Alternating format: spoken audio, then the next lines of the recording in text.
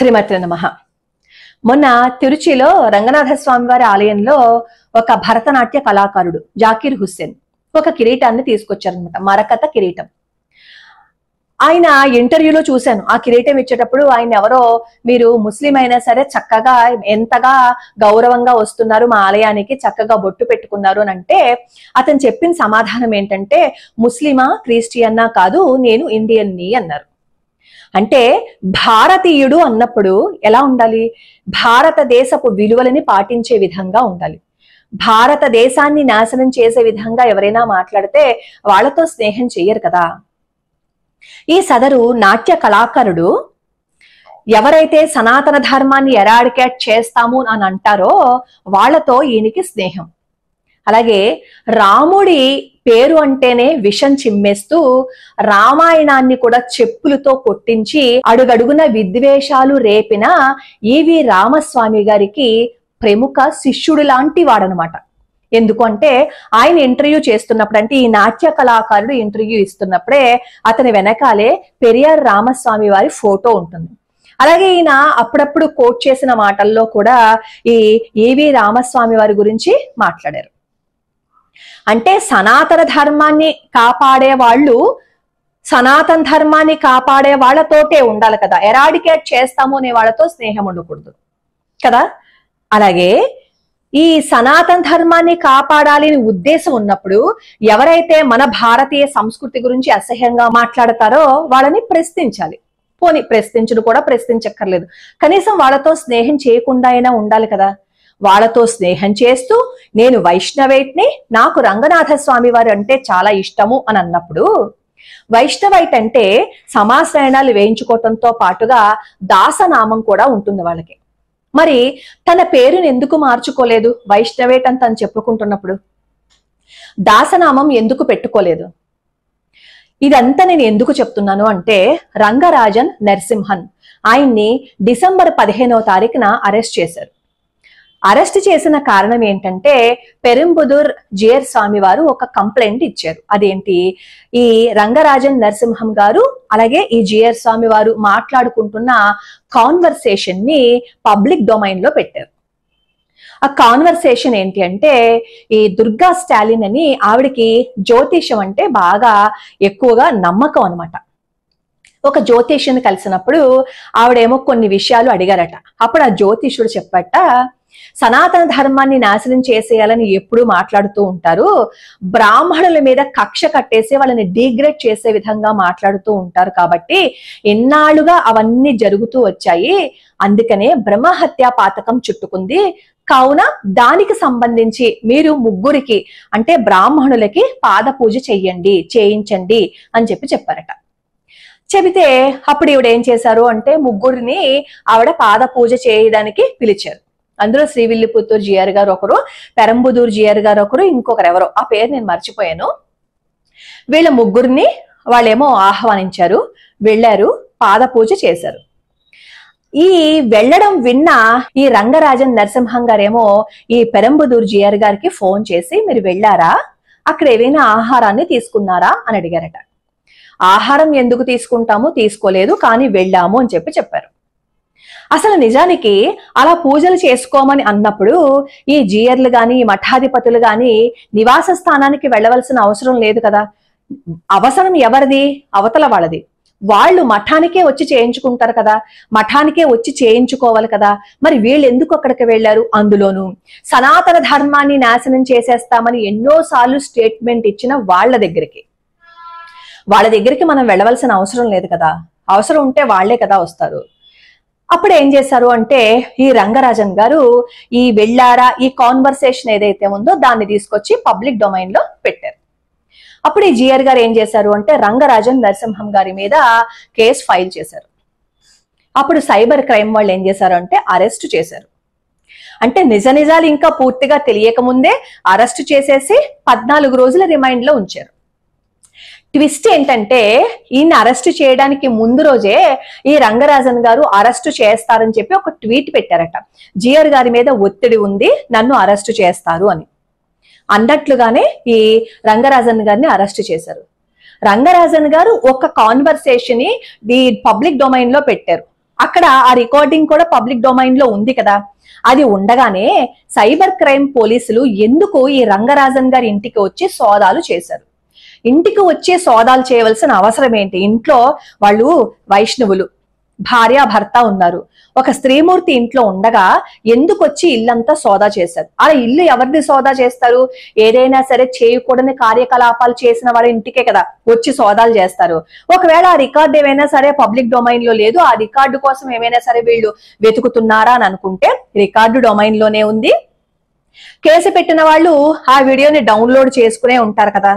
అంటే ఏదో విధంగా అవమానపరచాలి, భయపెట్టాలనే ఉద్దేశంతోనే కదా ఈ రేడింగ్లు చేయటము, పట్టుకుని వెళ్లి రిమైండ్ లో పెట్టారు.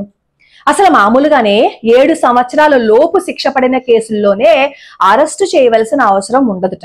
అలాంటిది కేసు ఇంకా రుజువు అవ్వలేదు, ఇంకా ఏమీ జరగలేదు, కేసు పూర్వాపరాలు ముందుకు వెళ్ళలేదు. అలా ఏమీ అవ్వకుండా ఇతన్ని అంటే రంగరాజన్ నరసింహం గారిని ఎందుకు అరెస్ట్ చేశారు? దీని వెనకాల ఏదో ఒక కుట్ర ఉంది అని అనిపిస్తుంది.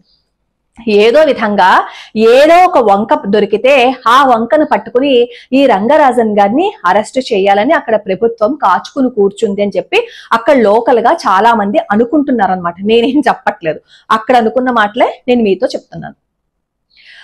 ఎందుకు అనుకుంటున్నారు అంటే ఈ రంగరాజన్ నరసింహం గారు ఎవరైతే ఉన్నారో దేవాలయాల్లో జరిగే అవకతవకలు, అలాగే రంగనాథ స్వామి వారి ఆలయంలో రంగనాథ స్వామి వారి మూర్తి గురించి ఒక విషయం ఉంది. నేను ఆ విషయం తర్వాత వీడియోలో చెప్తాను. అలాగే అక్కడ కొన్ని లోటుపాట్ల గురించి, మిగతా దేవాలయాలలో ఉన్న అవకతవకలు, ఇవన్నింటినీ లైమ్ లైట్ లోకి తీసుకొచ్చింది ఈ రంగరాజన్ నరసింహం గారు అనమాట. అలా తీసుకొస్తున్నారు. అలాగే అక్కడున్న ప్రభుత్వాన్ని ప్రతి విషయానికి ఈయన కోట్ చేసి ప్రశ్నిస్తున్నారు. ఇలా ఎన్నో చేస్తున్నారు అనమాట. నెలకి దాదాపుగా ఒక 20 రోజుల పాటు ఈయన కోర్టుల చుట్టూనే తిరుగుతూ ఉంటారట. హిందూ ధర్మం కోసం, సనాతన ధర్మం కోసం ఆయన ఎంత ఎక్కువగా పోరాడుతూ ఉంటారు. తన యొక్క అన్నింటినీ వదిలేసుకుని ఆ వయసులో ఆయన హిందూ ధర్మం కోసం పోరాడుతున్నారు అంటే ఆయనకి సపోర్ట్ చేసే వాళ్ళు ఎవరు లేరు. అది విచిత్రం. ఈయన గురించి ఎవరైనా సపోర్ట్ చేస్తే ఎవరు సపోర్ట్ చేయొద్దు అని చెప్పి ఛానల్స్ కి కూడా అప్పుడే వార్నింగ్లు వెళ్ళిపోయాయి అని చెప్పి ఒక వార్త కూడా వినపడుతోంది. సనాతన ధర్మం కోసం పోరాడిన వాళ్ళని ఇలాగే చేస్తారు అనడానికి మొన్న కస్తూరి గారిని అరెస్ట్ చేసిన విషయం అందరికీ తెలిసిందే కదా. ఆవిడని ఎందుకు అరెస్ట్ చేశారో ఈయన్ని కూడా అందుకే అరెస్ట్ చేశారన్నమాట. ఈ రంగరాజన్ గారు ఇప్పుడు ఎవరైతే ఈ భరతనాట్యం కళాకారుడు ఉన్నాడో రంగనాథ స్వామి వారి ఆలయానికి రావటం ఆయనకు అలవాటుట. అలా ఒక రోజు ఈ రంగరాజన్ గారు ఏం చేశారు అంటే ఈ భరతనాట్య కళాకారుడిని ప్రశ్నించారు. నువ్వు హిందూ కాదు కదా, ఇతర మతస్థుడు కదా, అక్కడ బోర్డు ఉంది కదా, పరాయి మతస్థులు ఎవరు కూడా ఈ ఆలయంలోకి ప్రవేశించకూడదు, తమిళనాడు టెంపుల్ యాక్ట్ ప్రకారము హిందువేతరులు ఈ ఆలయంలోకి ప్రవేశించకూడదు అని ఉంది కదా, మీరు ఎలా వచ్చారు అని ప్రశ్నించారట. అలా ప్రశ్నించేందుకు గాను అక్కడ కాస్త ఇద్దరికి ఘర్షణ జరిగింది. ఆ తర్వాత ఈయన మీద ఎవరో కాస్త కోర్టులో కేసులు అవి పెట్టారు. అది మనసులో ఉంచుకున్నారనమాట. మనసులో ఉంచుకుని ఆ రోజు మాట్లాడినప్పుడు కూడా నేను వైష్ణవైట్ని, నాకు రంగనాథ స్వామి వారంటే చాలా ఇష్టము అంటూ చెప్పుకొచ్చారు.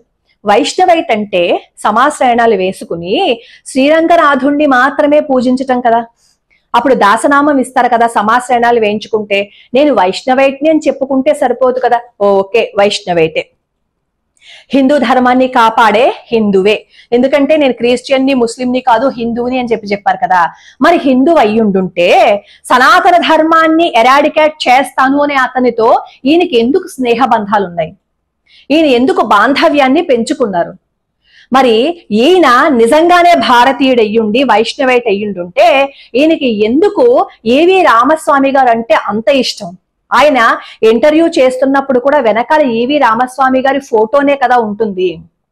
ఈవి రామస్వామి గారి మాటల్ని బోధల్ని ఎందుకు ఆయన ఎక్కువగా ఇన్స్పైర్ అవుతూ ఉంటారు? ఈ కళాకారుడు ఎవరైతే ఉన్నారో ఈ కళాకారుడు పెరియార్ గారి మాటల్ని ఎక్కువగా పాటించేవారు అనమాట. ఒక హిందూ ముసుగు వేసుకున్నారేమో అని అనిపిస్తోందని అక్కడ లోకల్ గా వాళ్ళు అనుకుంటున్నారు, నేను అంటం లేదు. అలాగే ఈయన రంగనాథ స్వామి వారి ఆలయానికి ఎందుకు వస్తూ ఉంటారు అంటే, ఈయన భరతనాట్య కళాకారుడు కాబట్టి ఆ ఆలయంలో ఎన్నో నాట్య కళా భంగిమలు ఉంటాయి కాబట్టి ఆ భంగిమలను చూడటం కోసం ఎక్కువగా ఈయన ఆలయానికి వస్తూ ఉంటారని చెప్పి అక్కడ వాళ్ళు అంటున్నారు. అలాగే తను ఒక క్రేజ్ తెప్పించుకోవటం కోసం, తను ఒక పేరు తెచ్చుకోవటం కోసం, అందరి దృష్టిలో పడడం కోసం ఫండ్స్ ని కలెక్ట్ చేసి అమ్మవారికి ఈ కిరీటాన్ని, అది కూడా మరకత కిరీటాన్ని తయారు చేయించారు, ఒక పేరు తెప్పించుకోవటం కోసం మాత్రమే చేశారు అని చెప్పి అక్కడ వాళ్ళు అంటున్నారు. నేను కాదు అంటుంటా. ఇలా మొత్తం మనం తెలుసుకున్నప్పుడు సనాతన ధర్మానికి వ్యతిరేకంగా ఉన్నాడు కాబట్టి ఈ రంగరాజన్ గారు ప్రశ్న వేశారు. సనాతన ధర్మాన్ని ఎరాడికేట్ చేసే వాళ్ళతో స్నేహబంధం ఉండి పెరియార్ బోధనలంటే ఈయనకి ఎక్కువగా ఇష్టం కాబట్టి ఆయన ఎలా అమ్మవారికి కిరీటాన్ని తీసుకుని వస్తారనే ప్రశ్న వేశారు. ఎవరైనా అదే కదా ప్రశ్న వేస్తారు. బహుశా ఇలా అస్తమాను మన ధర్మం కోసం పోరాడుతూ అక్కడ ఉన్న గవర్నమెంట్ ఏదైతే ఉందో వాళ్ళకి వ్యతిరేకంగా ఈయన హిందువుల కోసం పోరాటం చేస్తున్నారు కాబట్టి ఏ వంక దొరుకుతుందా ఈయన అరెస్ట్ చేయాలని చెప్పి చూశారు, అరెస్ట్ చేశారు. ఇలా పెరంబుదూర్ జియర్ స్వామి వారు కూడా ఎప్పుడు సనాతన ధర్మానికి వ్యతిరేకంగా మాట్లాడే వాళ్ళ గురించి ఏ రోజు ఒక్క మాట కూడా మాట్లాడలేదు. సరే, ఆయన మాట్లాడలేదు అని ఇప్పుడు నేనేమి బ్లేమ్ చేయటం లేదు, కానీ సనాతన ధర్మం కోసం ఈ రంగరాజన్ గారు ఎంత చేశారు అనేది అక్కడ ఉన్న వాళ్ళందరికీ తెలుసు కదా. ఆయన ఈ రికార్డింగ్ చేసి అందులో పబ్లిక్ డొమైన్ లో పెట్టారు. అది అలా పెట్టచ్చో పెట్టకూడదో ఈ సైబర్ సెక్యూరిటీ వాళ్ళు చూసుకుంటారు.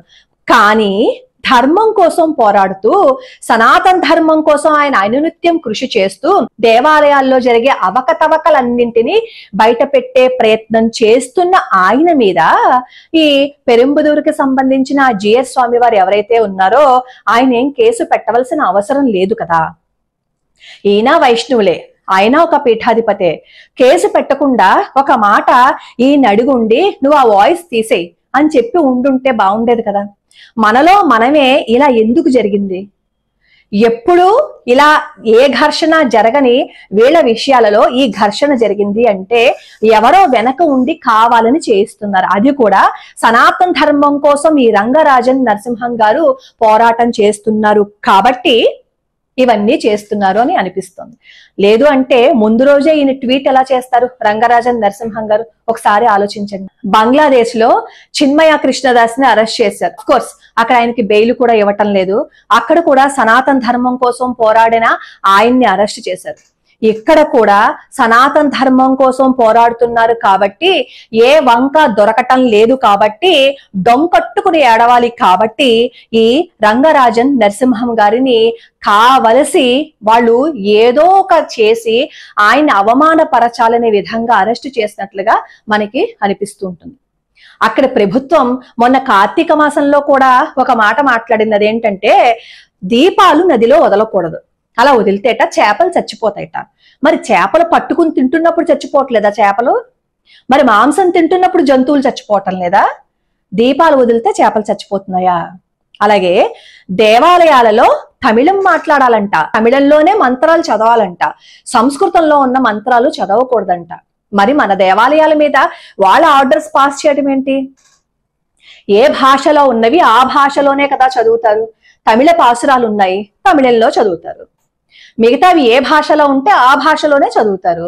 దానికి కూడా అక్కడ యొక్క ప్రభుత్వం యొక్క ఒత్తిడి ఏంటి? మన దేవాలయాల మీద వాళ్ళ ఆధిపత్యం ఎందుకు?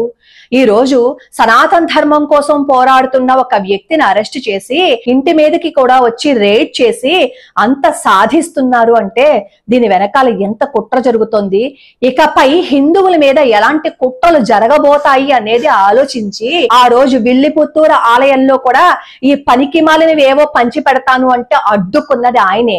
ఆచారాలని సంప్రదాయాలని తొంగలో తొక్కేయకుండా కాపాడుతున్న ఆ వ్యక్తిని మనం కాపాడుకోలేకపోతే హిందువులుగా మనం ఎందుకు చెప్పండి? ఇది పొరుగు రాష్ట్రంలో జరిగింది కదా, అక్కడ జరిగింది కదా, ఇక్కడ జరిగింది కదా అని వదిలేస్తే రేపు పొద్దున మన ఇంటి ఎదురుగుండా ఉన్న దేవాలయంలో జరుగుతుంది. అప్పుడు ఏం చేస్తాం మనం? మొన్న కూడా అంతే కదా, జిఎస్ స్వామి వారి మీద బురద జల్లేయాలని ప్రయత్నించారు కదా.